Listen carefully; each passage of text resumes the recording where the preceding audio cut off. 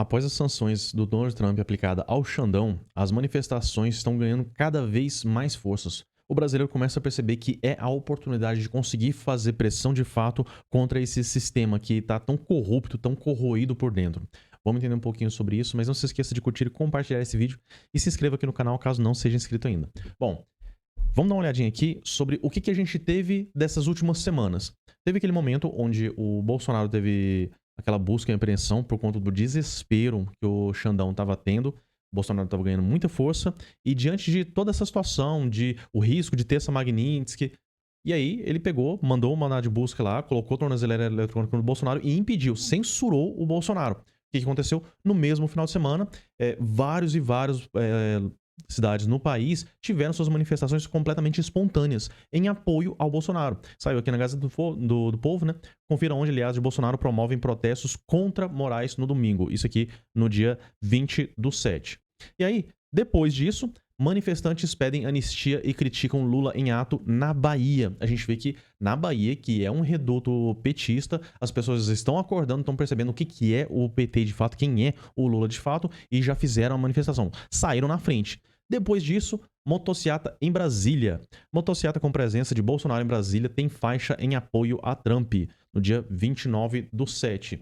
E agora, dia 3 de agosto, nós temos a manifestação que vai acontecer em várias capitais, São Paulo, Rio de Janeiro, em diversas capitais. Aqui em Goiânia também vai ter essa manifestação. Então é muito importante a gente participar, compartilhar, comentar, falar para as pessoas, porque essa manifestação sim tá ganhando muita força. E isso é importante, porque depois que o Xandão ele teve a Magnitsky aplicada a ele, então todos os outros apoiadores ali estão com medo. Tanto que eu até comentei em um vídeo anterior aqui no canal sobre a possibilidade deles tentarem judicializar, né? Jogar essa situação para o Supremo e aí o Supremo decidir, claro, né, favorável ao Moraes, de que os bancos não poderiam bloquear suas contas, tinham que manter o funcionamento normal aqui no Brasil.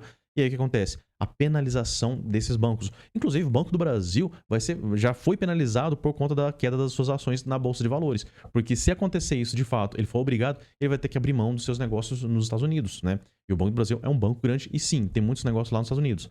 E isso tudo para quê? Para manter a conta de um cara que está lado a lado com ditadores, com criminosos do mundo todo lá, sancionado pelos Estados Unidos. Então a gente saiu aqui na Gazeta do Povo, né? Manifestações pró-Bolsonaro ganham fôlego após sanção dos Estados Unidos contra Moraes.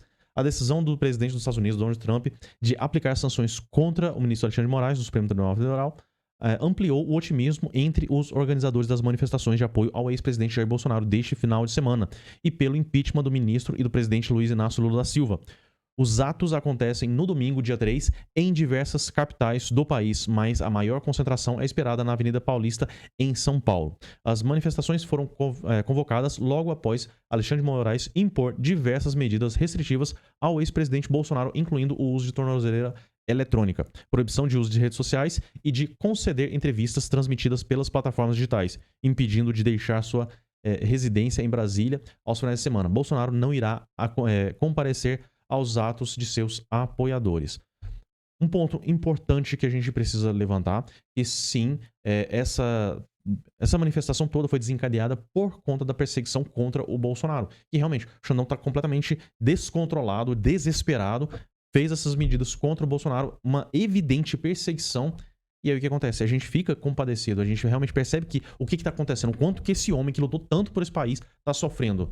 Agora, o mais importante é a gente levantar a ideia de liberdade. As ideias por trás de tudo isso que está acontecendo, que não é apenas o Bolsonaro que está sendo prejudicado, está sendo perseguido. Teve o caso do Clesão, tem o caso do Oswaldo Estáquio e várias outras pessoas que sofreram nas mãos desse tirano. E isso que é importante, a gente lutar por liberdade, sem censura, sem essa perseguição, que é esse absurdo, essa ditadura da toga que a gente está vendo aqui no Brasil.